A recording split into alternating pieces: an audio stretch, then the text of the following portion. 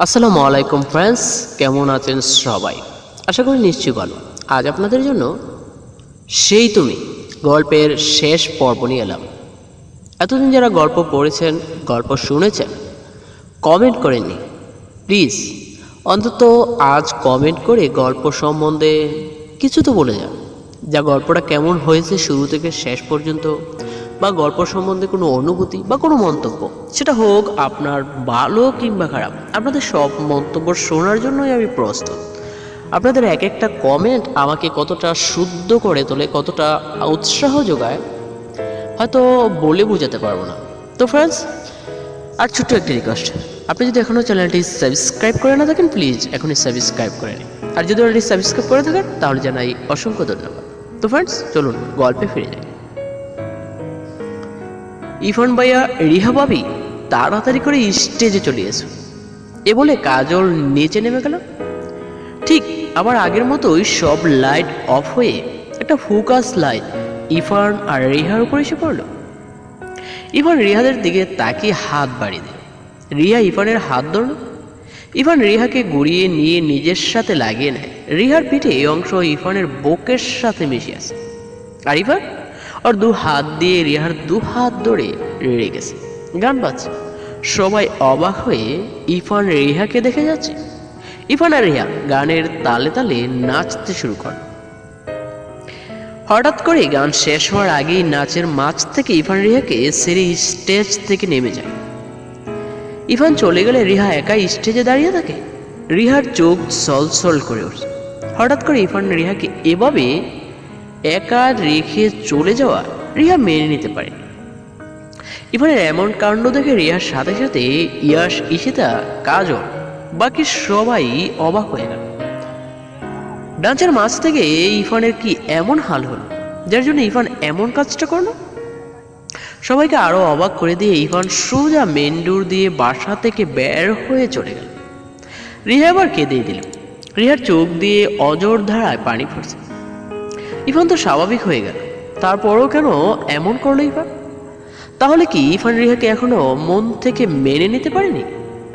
একটু আগেও পরিবেশটা যতটা আনন্দ হইচই মাখা ছিল, এখন ঠিক তেমনটাই নীরব হয়ে গেছে। সবাই চুপ করে আছে, থমথমে নীরবতা কাজ করছে সবার নয়। রিহা কাঁদতে দেখে কাজল আর ঈশিতা রিহার কাছে স্টেজে চলে যায়। ইয়াসও ইরফানের পেছন পেছন যেতে লাগলো। ইয়াস বলে, ইরফান কোথায় যাচ্ছিস তুই, দাঁড়া বলছি। ইরফান ইয়াসের কথা কানে না নিয়ে একবারও পেছনে না ফিরে কার নিয়ে কোথায় যেন চলে যায়। ইয়াস তাড়াতাড়ি বের হয়ে ইরফানকে আটকে পারল না। ইয়াস ইরফানের কাছে আসার আগে ইরফান চলে গেল। রিয়া এখনো কেঁদে যাচ্ছে। ঈশিতা রিয়াকে বোঝাচ্ছে, প্লিজ রিয়া কেঁদো না। ইরফানেরও হয়তো হঠাৎ করে কোনো কাজের কথা মনে পড়ে গেছে, আর তাই তাড়াহুড়ো করে কাউকে কিছু না বলে বাসা থেকে বের হয়ে গেছে। রিয়া বলল, না ঈশিতা, আমি জানি ইরফান কোনো কাজেই যায়নি। ইরফান এখনো আমাকে পুরোপুরিভাবে মেনে নিতে পারে। ঈশিতা বলল, তুমি এমন কেন ভাবছো?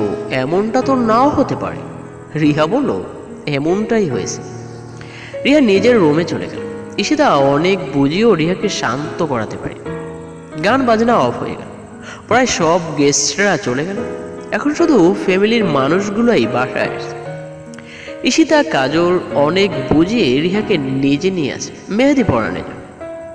রিয়া প্রথমে হাতে মেহেদি লাগাতে চাইলেও পরে ঈশিতার জন্য লাগাতে হয়েছে। ঈশিতা রিয়াকে বলে দিয়েছে, রিহা যদি মেহেদি না লাগায় তাহলে ঈশিতাও লাগাবে না। কাজল ঈশিতা ও রিয়ার হাতে মেহেদি লাগিয়ে দেয়। ঈশিতার হাতে ইয়াসের নাম আর রিহার হাতে ইরফানের নাম লিখে দেয়।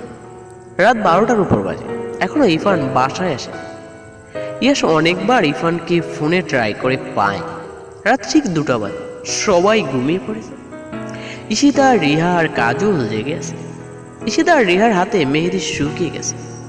ইয়াসও অনেক আগেই কার নিয়ে বের হয়েছে ইরফানকে খোঁজার জন্য। ঈশিতা, রিহা আর কাজল তিনজনের চোখেই ঘুম বর করে আসছে। বলতে গেলে তিনজনই জীবচ্ছে। কাজল হামি তুলতে তুলতে বলল, বাবি আমি এখন ঘুমোতে যাই। একটু না ঘুমালে আমার আর কাল তোমাদের বিয়ে দেখা হবে না। এখন আমি ঘুমোতে না গেলে দেখা যাবে কাল তোমাদের বিয়ে রেখে আমি রুমেই ঘুমোচ্ছি। ঈশিতা বলল, আচ্ছা যাও, অনেক দখল গেছে আজ সারাদিন, এখন তোমার সত্যি ঘুমাতে যাওয়া উচিত। কাজল বলল, যাই রিহা ভাবি, আর হ্যাঁ ঈশিতা ভাবি, তোমরাও ঘুমাতে চলে যেও, আর রাত করো না। ইয়াশ ভাইয়া তো গেল ইরফান ভাইয়াকে খুঁজতে, আনতে দেখো ওরা ঠিক চলে আসবে। রিয়া কাজলের দিকে তাকিয়ে একটু হাঁচার চেষ্টা করলো। এখন তুমি যাও। কাজল রুমে যাওয়ার একটু পরই ইয়াশ ইরফানকে নিয়ে বাসায় ফিরে। ইয়াশ ভেতরে এসে কারো দিকে না তাকিয়ে ইয়াশ বলল, ইরফান রিয়াকে নিয়ে রুমে যা, আর ঈশিতা তুমিও রুমে আসো। ইয়াশ সিঁড়ি বেয়ে রুমে চলে যায়। ঈশিতাও ইয়াশের পেছন পেছন রুমে চলে যায়। ইরফানও রিহাকে নিয়ে রুমে চলে যায়।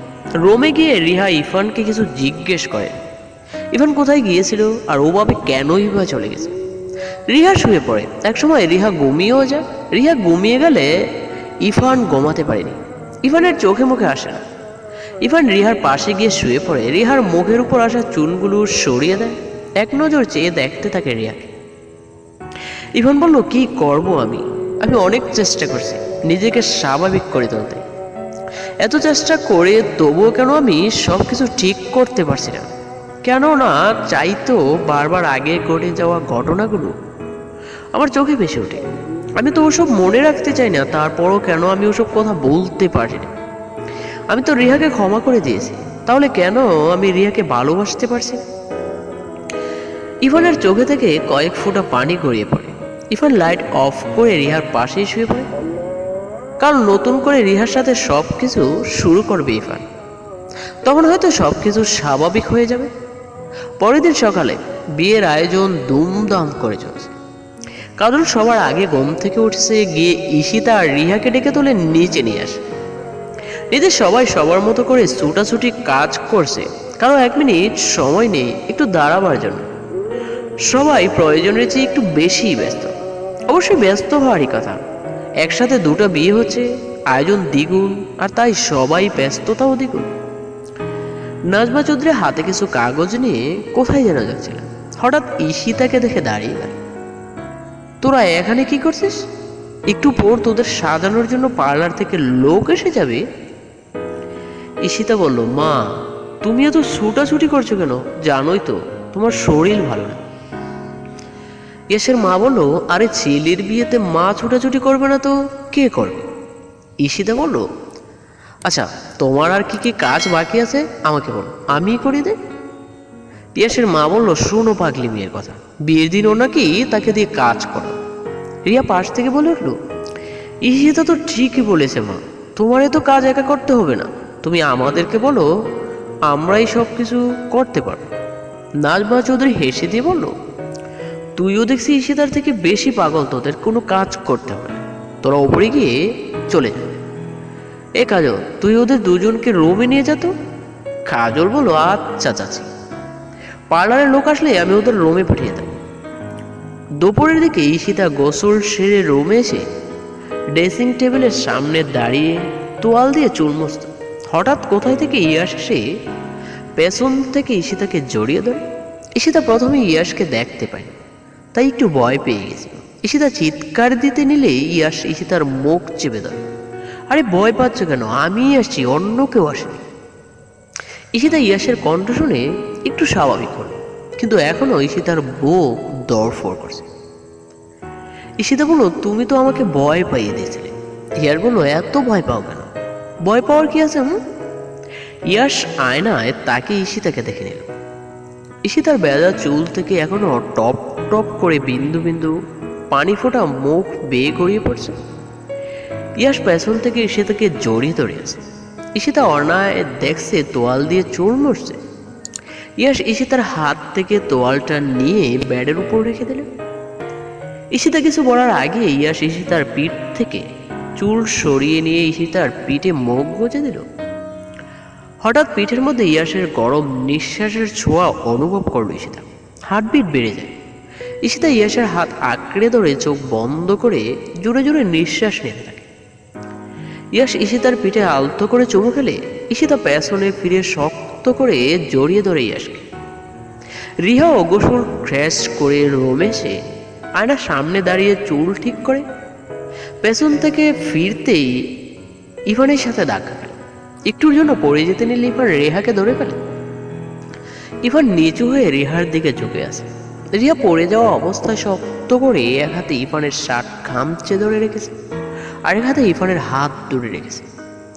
ইরফান বেশ কিছুক্ষণ রিহার দিকে তাকিয়ে থেকে রিহাকে সোজা করে দাঁড় করিয়ে একটু সরে দাঁড়িয়ে শার্ট ঠিক করতে লাগে। রিয়া ইরফানের দিকে না তাকিয়ে বলল, থ্যাঙ্কস। ইরফান প্রশ্নবোধক দৃষ্টি নিয়ে রিহার দিকে তাকায়। আমাকে পড়ে যাওয়া থেকে বাঁচানোর জন্য থ্যাঙ্কস। ইরফান আবার ক্লান্ত দৃষ্টিতে রিহার দিকে তাকিয়ে রইল। ইরফান বুঝতে পারছে কাল হঠাৎ করে ডান্সের মাঝ থেকে ওভাবে রিহাকে সরে চলে যাওয়ায় রিহা রাগ করেছে। সত্যি ইরফানের অমন করা ঠিক হয়নি। সবাই কি ভেবেছে, আর রিহাই বা ও ঘটনার পর সবাইকে কি বুঝিয়েছে? রিয়া একটা হালকা হলুদ রঙের সুতি শাড়ি পরেছে, আঁচলের দিকে হালকা একটু সবুজ ডোরা কাটা, বেজা চুলে মেকআপ ছাড়া খুব সিম্পল ভাবে রিহাকে বেশ ভালো লাগছে। ইরফান কতক্ষণ এভাবে এক দৃষ্টিতে রিহার দিকে তাকিয়েছিল তাই ইরফানেরও খেয়াল নেই। রিয়া ইরফানের সামনে থেকে চলে গেলে ইরফানের হুঁশ হয়। রিয়া এখনো ইরফানের উপর অভিমান করে আছে, এটা ইরফান খুব ভালো করেই বুঝতে পারছে। ইরফানও আর রোমেনা থেকে বেরিয়ে গেল, তবে এবার বেরোনোর আগে রিহাকে বলে বের হলো, রিহা আমি একটু বের হচ্ছি, ঘন্টা খানেকের মধ্যেই চলে আসবো। ইরফানের একথা শুনে রিহা অবাক হয়ে ইরফানের দিকে তাকাল, মনে মনে একটু খুশিও হলো। রিয়া পার্লার থেকে কয়েকজন মহিলা আসে। দুপুর থেকে ঈশিতা আর রিহাকে সাজাতে বসে গেল।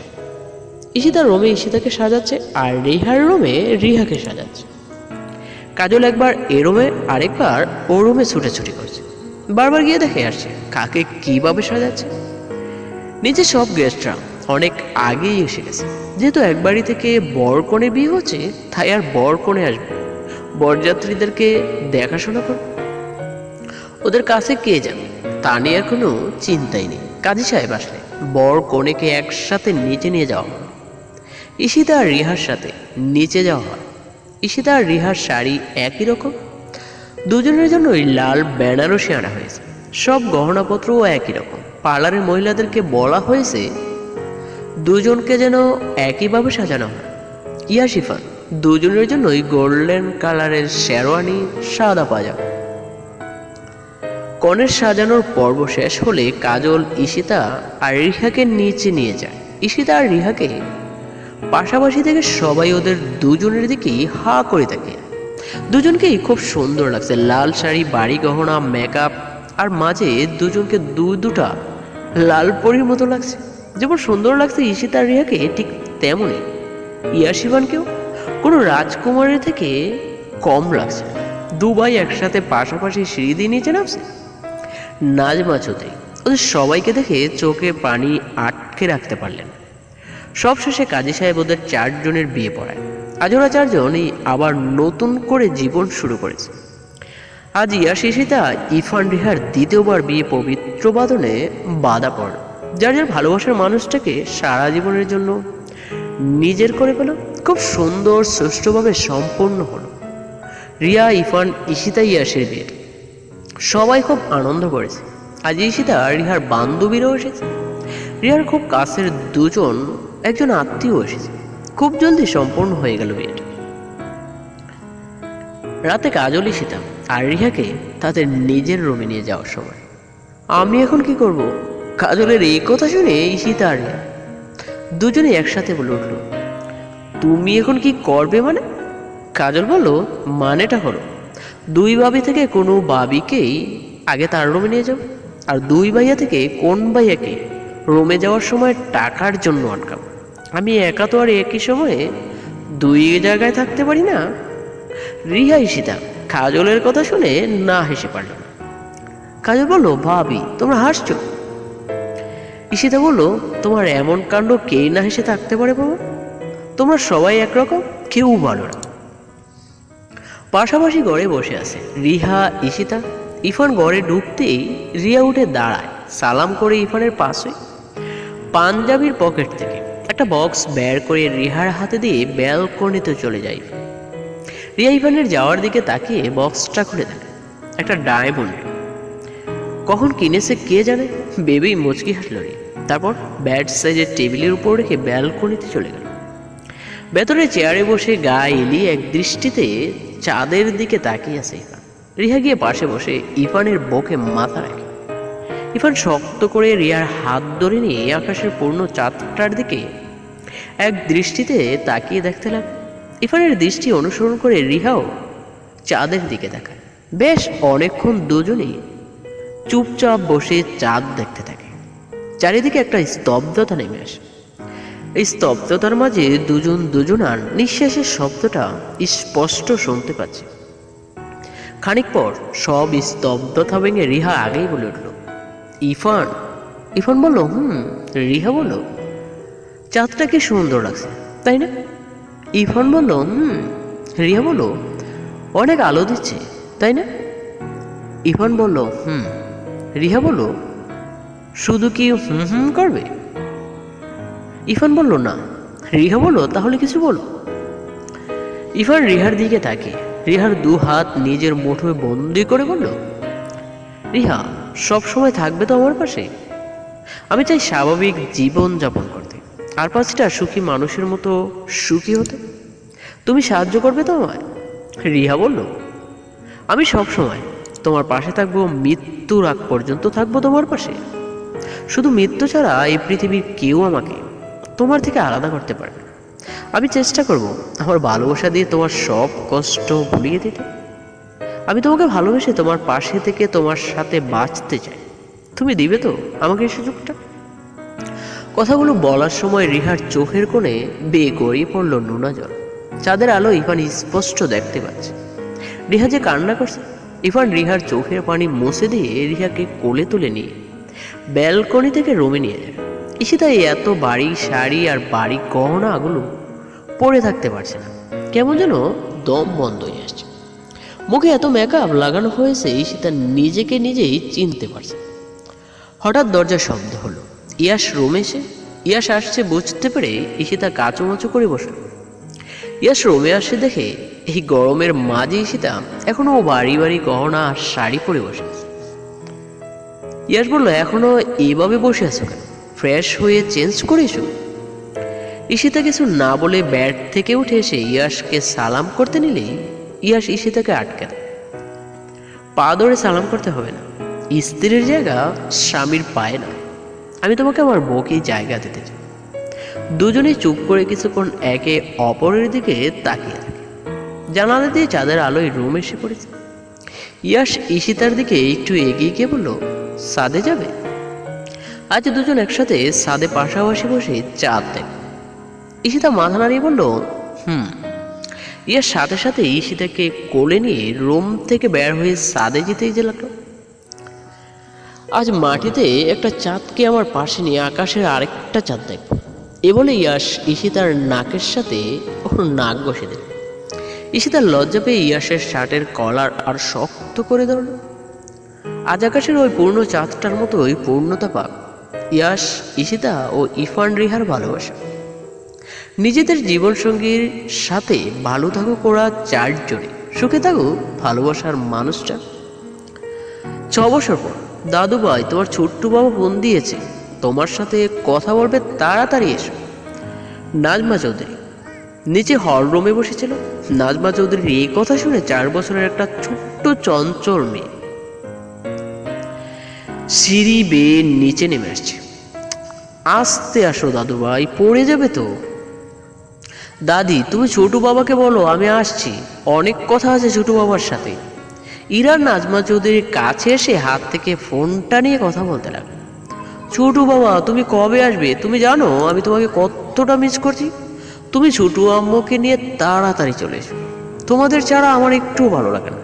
তোমরা দুজনে খুব মজা, আমাকে রেখে কতদিন একা আসো? ফোনের ওপাশ থেকে বললো। ওরে আমার আম্মুরে, আমিও তো তোমাকে অনেক মিস করছি। তুমি একদম মন খারাপ করো না, আমি আমার ছোট্ট আম্মুর কালকেই বাসায় চলে আসবো। ইরা বললো, আচ্ছা ঠিক আছে, তুমি কিন্তু আমার জন্য চকলেট আনতে ভুলবে না। এই নেও, দাদির সাথে কথা বলো। আমি বাবার কাছে গেলাম। ইরফানকে আর উল্টো কিছু বলতে না দিয়ে ইরা ফোন নাজমা চৌধুরীর কাছে দিয়ে চলে গেল। ইরা, ইয়াশ আর ঈশিতার মেয়ে। এই তো আর 2 দিন পর ইরা 5 বছরে পা দিতে যাবে। ইরা, ইয়াশ আর ঈশিতার চোখের মণি। ইরাকে না দেখে কেউ 1 মিনিটও থাকতে পারে না। ইরফান রিয়াকে নিয়ে দেশের বাইরে ডক্টর দেখাতে গেছে। রিয়া এখনো মা হতে পারেনি। অনেক ডক্টর দেখানো হয়েছে, তবুও কোনো লাভ হয়নি। সবাই রিহাকে কোনো শাস্তি না দিয়ে ক্ষমা করে দিলেও আল্লাহ ঠিকই রিহাকে তার পাপের উপযুক্ত শাস্তি দিয়েছে। আর তাই হয়তো রিহা এখনো সন্তানের মুখ দেখতে পারেনি। ইরফান রিহার নিজের বাচ্চা নেই, এ নিয়ে তাদের বিন্দুমাত্র কষ্ট নেই। ইরফান রিহা দুজনেই ইরাকে নিজের সন্তান মনে করে, নিজের সন্তানের মতো করেই ইরাকে ভালোবাসে। ইরাও সবসময় এই কথা বলে, তারা দুটো আব্বু আম্মু। বলতে গেলে ইরফান রিহা ইরাকে ইয়াশ ঈশিতার থেকে ও বেশি ভালোবাসে। ছোটো থেকে ইরা বেশিরভাগ সময় রিহার কাছে থেকেই, রিহার বাচ্চা নেই বলে ঈশিতাও তেমন আপত্তি করেনি ইরাকে রিহার কাছে রাখতে। ছোটো ইরাকে নিয়ে বেশ সুখে দিন পার করছে ইয়াশ, ঈশিতা, ইরফান, চৌধুরী পরিবারে। এখন দুঃখে কষ্টের কোনো জায়গাই নেই। ভালোবাসা দিয়ে সবাই সব কষ্টগুলোকে চৌধুরী পরিবার থেকে অনেক দূরে সরিয়ে দিয়েছে। ইরা নাজমা চৌধুরীর হাসি হাসি ভরা ছোট্ট পরিবারটা একদম পরিপূর্ণ করে দিয়েছে। বন্ধুরা, গল্পটা এখানেই সমাপ্ত করা হয়। আশা করি আপনাদের সবারই ভালো লেগেছে। আর অবশ্যই কমেন্ট করে আজ তো অন্তত গল্প সম্বন্ধে 2-1 লাইন বলে যান, তাহলে আমাদের অনেক ভালো লাগে বা লেখকদেরও অনেক উৎসাহ যোগ। আজ আসি, দেখা হবে আগামী পর্বে নতুন কোনো গল্পে। ততক্ষণ সবাই ভালো থাকবেন, সুস্থ থাকবেন। আল্লাহ হাফেজ।